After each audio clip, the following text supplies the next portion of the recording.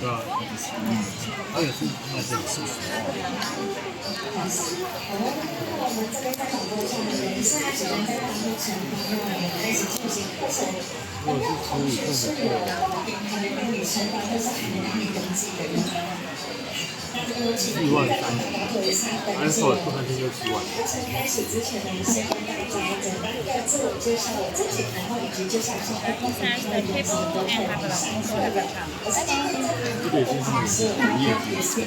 欢迎大家可以没事就来找我们上课了，认识更多的功能。那第一个，iPad 真的可能对大家来讲是一个全新的、很新的iPad，或是没听过。那其实呢，这些功能呢，在日常生活中一定都遇过，因为它就是一些我们所谓的 AI 的功能。就是 AI 的功能，所以也很好记。